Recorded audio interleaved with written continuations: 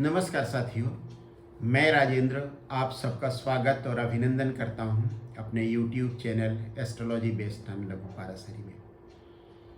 आप सब ने मेरे चैनल को सब्सक्राइब किया, लाइक किया और शेयर किया, इसके लिए आप सबको बहुत बहुत धन्यवाद। यदि आपने अभी तक मेरा चैनल सब्सक्राइब नहीं किया है तो कृपया उसे सब्सक्राइब करें। यदि अच्छा लगे तो लाइक करें और दूसरों को शेयर करें। आज मैं आपको एक कहानी सुनाने जा रहा हूँ। कहानी है राजा विक्रमादित्य की, चंद्रगुप्त विक्रमादित्य की। राजाओं का राजा, सम्राटों का सम्राट राजा विक्रमादित्य, चक्रवर्ती सम्राट राजा विक्रमादित्य। विक्रमादित्य भारतीय इतिहास के सबसे प्रसिद्ध नायक हैं, सबसे प्रसिद्ध राजा हैं। उनकी कहानी गांव-गांव तक फैली हुई है और हर व्यक्ति, चाहे वह पढ़ा लिखा ना भी हो, राजा विक्रमादित्य के नाम से परिचित है। गांव में उन्हें विक्रमाजीत कहा जाता है, राजा विक्रमाजीत। उन्हीं की एक कहानी। एक दिन राजा विक्रमादित्य अपने सिंहासन पर, अपने राजमहल में, अपनी राज्यसभा में बैठे हुए थे। इतने में एक सन्यासी आया उनके पास, तांत्रिक वाली वेशभूषा में। वह तांत्रिक ही था। उसने कहा, राजा, मुझे आपसे कुछ मदद चाहिए। राजा विक्रमादित्य ने कहा, आप बताइए गुरुवर, आप बताइए, सन्यासी महोदय आप बताइए, आपको किस सहायता की जरूरत है और यदि मुझसे संभव हुआ तो मैं वह सहायता आपकी अवश्य करूंगा। सन्यासी ने कहा कि आप बात सुन लें, उसके बाद निश्चय करें, क्योंकि काम कठिन है।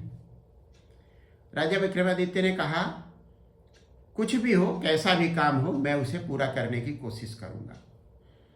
सन्यासी ने कहा कि आज रात अपने राज्य के बाहर के शमशान में आ जाओ और वहां मैं तुम्हें मिलूंगा, तंत्र साधना करते हुए। अकेले आना। राजा विक्रमादित्य दिए हुए वचन के अनुसार रात के अंधेरे में एक हाथ में चमकती हुई तलवार लिए शमशान घाट में पहुंचे और वहां उन्हें वह तांत्रिक मिला, वह सन्यासी मिला जो अपनी साधना में लीन था। राजा चुपचाप उसके पास बैठ गए। साधना संपन्न हुई। सन्यासी ने अपनी आंखें खोली और कहा, महाराज, मेरी साधना में, लक्ष्य तक पहुंचने में,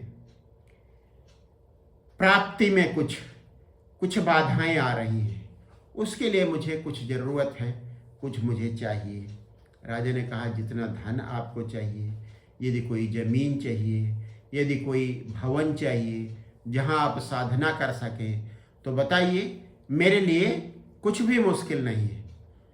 सन्यासी ने कहा, महाराज, मैं इन सब बातों से दूर जा चुका हूँ, दूर आ चुका हूँ। अब मेरा इन सब से कोई लेना देना नहीं और मुझे इन सब की जरूरत नहीं है। मेरे लिए तो ये शमशान घाट, जलती हुई चिताएं और अमृत शरीरों की फैली हुई हड्डियां, मांस की दुर्गंध, प्रज्वलित अग्नि, यही सब मेरा संसार है। राजा ने पूछा, फिर आपको क्या चाहिए?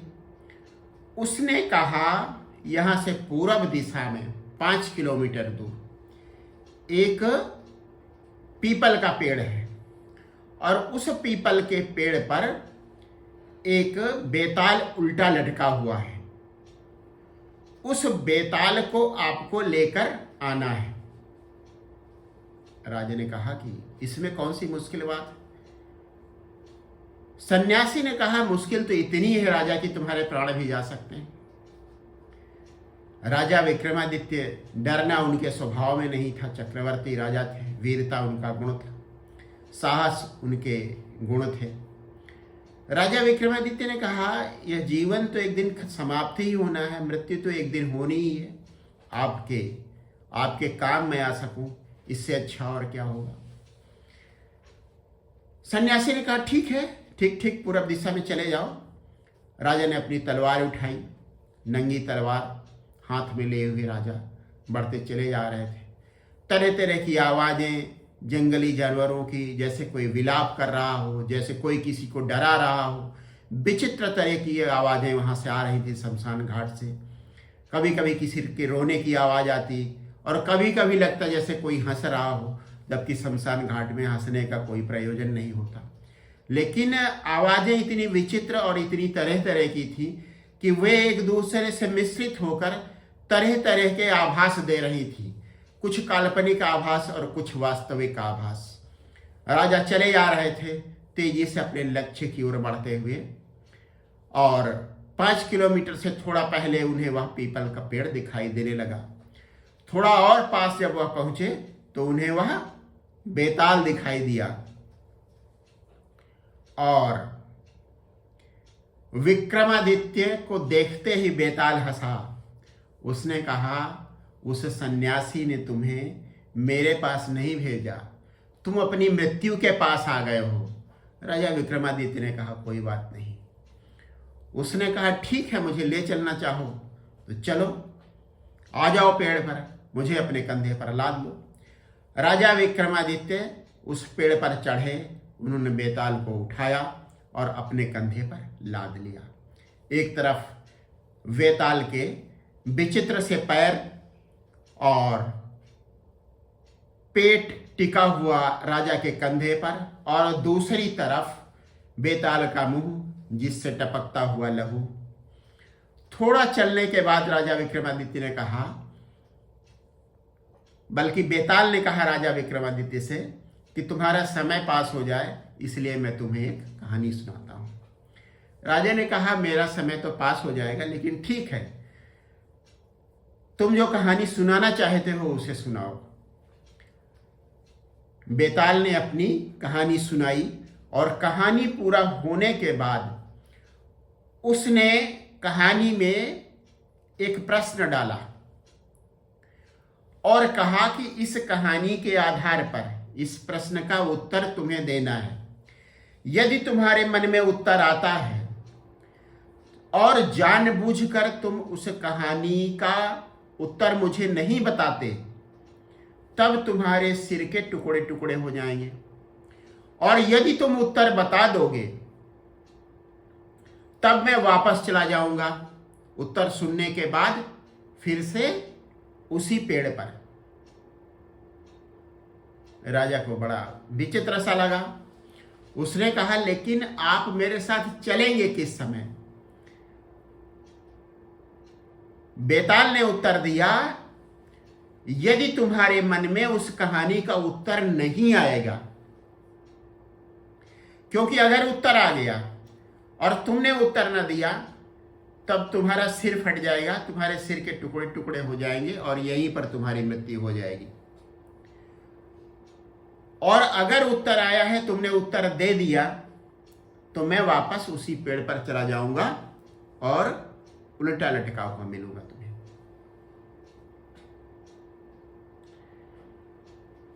राजा ने कहा, ठीक है। बेताल कहानी सुनाने लगा। कहानी राजा विक्रमादित्य पूरे ध्यान से सुन रहे थे और सुनते सुनते उस कहानी में ही खो गए।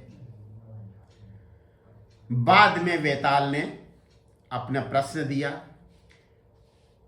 बुद्धिमान राजा विक्रमादित्य, अद्वितीय बुद्धि वाले राजा विक्रमादित्य, सवाल ही नहीं उठता था कि उनके मन में उसका उत्तर ना आता।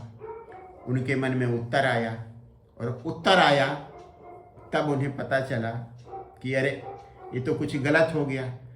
लेकिन उत्तर आया है इसलिए मृत्यु से बचने के लिए। मृत्यु को राजा विक्रमादित्य का डर नहीं था, मृत्यु का डर नहीं था राजा विक्रमादित्य को, लेकिन उस सन्यासी का काम अधूरा रह जाएगा, इसलिए उन्होंने उत्तर देना उचित समझा। और जैसे ही उन्होंने उत्तर दिया, बेताल ठहाका मारकर हंसा और वापस जाकर उसी पेड़ पर लटक गया। राजा विक्रमादित्य फिर से वापस आए। फिर वही क्रम चला, पेड़ पर चढ़ना, बेताल को कंधे पर डालना, बेताल का कहानी सुनाना, उसके बाद राजा विक्रमादित्य का कहानी के अंत में पूछे गए प्रश्न का उत्तर देना और बेताल का ठहाका लगाकर वापस पीपल के पेड़ पर जाकर लटकना। अब राजा सोचने लगे कि क्या किया जाए। धीरे धीरे उन्हें समझ में आ गया कि उन्हें पूरे होश में रहना है, पूरे होश के साथ कहानी को सुनना है, पूरे होश के साथ चलना है और अपने मन को, अपने विचारों को देखते रहना है, अपने मन में उठते हुए भावों को देखते रहना है। जब आप अपने मन में उठते हुए किसी विचार को देखेंगे, वह विचार नष्ट हो जाएगा। जैसे ही अपने मन में उठने वाले किसी भाव को देखेंगे, वह भाव नष्ट हो जाएगा। और यदि आप होश में हैं, वर्तमान में हैं, पूरा सतर्क हैं, तब ना तो कोई विचार मन में आएगा और ना कोई भाव मन में आएगा। साधना का यह तरीका, ध्यान का यह तरीका राजा को पता था कि यही सच्चा ध्यान है। पूरी तरह से होश में रहना, पूरी तरह से वर्तमान में रहना ही ध्यान है, यही सच्ची साधना है। लेकिन इस तक पहुंचा कैसे जाए, इस प्रक्रिया से राजा कभी गुजरा नहीं था। फिलहाल राजा ने होश साधना शुरू किया। दूसरी बार फिर से कहानी सुनते सुनते राजा पूरी तरह से कहानी के साथ लीन हो गए और वे होश में नहीं रह पाए। उत्तर उनके मन में आ गया। जैसे ही उत्तर उन्होंने दिया,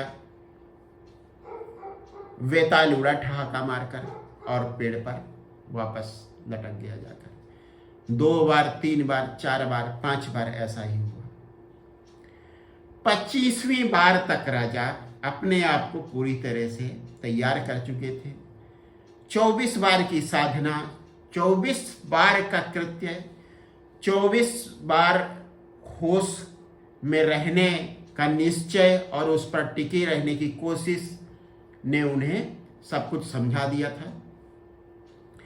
25वीं बार जब राजा विक्रमादित्य ने बेताल को अपने कंधे पर डाला, वे पूरे होश में थे। अपने शरीर के प्रति, कंधे पर लटके हुए वेताल के प्रति, अपनी चाल के प्रति, अपने मन को और उसमें संभावित रूप से आने वाले किसी भाव और किसी विचार के प्रति पूरी तरह से सतर्क। और जब व्यक्ति इसी स्थिति में पहुंच जाता है तो ना तो कोई विचार जन्म लेता है, ना कोई भाव जन्म लेता है। 25वीं कहानी बेताल ने सुनाई और फिर वही शर्त रखी कि मेरे प्रश्न का उत्तर यदि आपके मन में आया और आप उसका वह उत्तर मुझे नहीं सुनाएंगे, मुझे नहीं देंगे, तो आपके सिर के टुकड़े टुकड़े हो जाएंगे। यदि आपने उत्तर दे दिया तो मैं वापस उसी पीपल के पेड़ पर जाकर लटक जाऊंगा। लेकिन राजा की होश की साधना, राजा की वर्तमान में रहने की साधना, जो अनेक व्यक्तियों को कई कई जन्मों में मिलती है, और जब मिलती है तो व्यक्ति जिस स्थिति में पहुंच जाता है उसे ही मोक्ष कहा जाता है, उसे ही बुद्ध निर्वाण कहते हैं, और उसी को बुद्ध के शिष्य महानिर्वाण कहते हैं। 25वें दिन, 25वीं कहानी के बाद राजा विक्रमादित्य निर्विचार रहे, निर्भाव रहे। और जब ऐसी स्थिति थी, कोई विचार उनके मन में नहीं आया, कोई भाव उनके मन में नहीं आया, तो जब उत्तर आया ही नहीं तो उत्तर देने का सवाल ही नहीं उठता था। बेताल उनके कंधों पर बना रहा और राजा विक्रमादित्य उस सन्यासी के पास तक पहुंच गए, बेताल को कंधे से उतारा और उस सन्यासी के चरणों में डाल दिया। सन्यासी ने कहा, महाराज आपकी साधना पूरी हुई,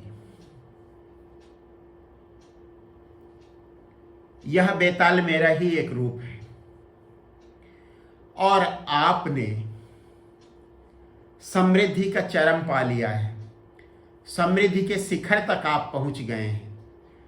आपको अब आवश्यकता थी बुद्धत्व की, आपको अब आवश्यकता थी ध्यान की, आपको अब आवश्यकता थी सिद्धार्थ से बुद्ध बनने की, जिसे ओशो कहते हैं जोरबा द बुद्धा। ऐसा व्यक्ति जिसमें दुनिया का, पूरी दुनिया का जो भी समृद्धि है, जो भी सुंदर है, जो भी खूबसूरत है, वह व्यक्ति के पास हो और साथ ही साथ उसमें बुद्धत्व भी हो, बुद्ध का मौन भी हो, बुद्ध का आनंद भी हो। तो आज तुम्हें 25 बार के प्रयास के बाद वह ज्ञान उपलब्ध हो गया जिसे बुद्धत्व कहते हैं और तुम अब सिद्धार्थ द बुद्धा हो। तुमने समृद्धि का शिखर पा लिया और तुमने ज्ञान का शिखर पा लिया। उसके बाद वह बेताल गायब हो गया और सन्यासी ने अपनी आंखें बंद कर ली, जो इस बात का संकेत था कि राजा विक्रमादित्य को वहां से चले जाना था। राजा विक्रमादित्य सधे कदमों से चुपचाप उठे और आनंदित भाव से अपने राज्य की ओर,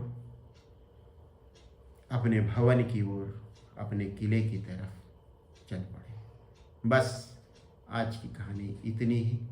ध्यान से सुनने के लिए आप सबको बहुत बहुत धन्यवाद।